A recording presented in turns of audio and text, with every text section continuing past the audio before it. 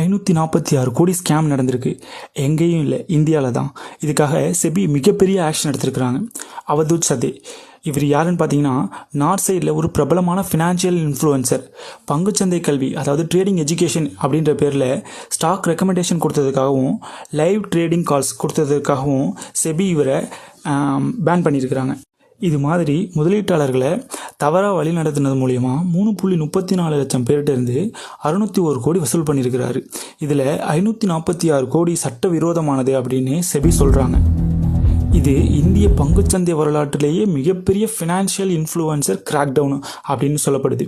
SEBI இதுக்காக இவரையும் இவரோட மனைவி அப்புறம் இவரோட ட்ரேடிங் அகாடமியையும் கம்ப்ளீட்டாக பேன் பண்ணியிருக்கிறாங்க. என்னை பொறுத்தவரையும் ட்ரேடிங்க்கு 50,000 1 லட்சம் அப்படின்னு செலவு பண்ணுறதை விட்டுட்டு சின்ன சின்ன ரியல் ட்ரேடர்ஸ் இருப்பாங்க.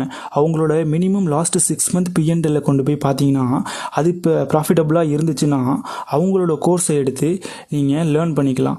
அதிகமான அமௌண்ட் செலவு பண்ணி தான் நம்ம ட்ரேடிங் கற்றுக்கணும் அப்படின்றது எந்த அவசியமும் கிடையாது. கம்மியான அமௌண்ட்டாக இருந்தாலும் அது ப்ராஃபிட்டபுளான சிஸ்டமாக இருந்தால் உங்களாலையும் ப்ராஃபிட்டபுளாக மாற முடியும். Trade smart, stay safe. Happy trading.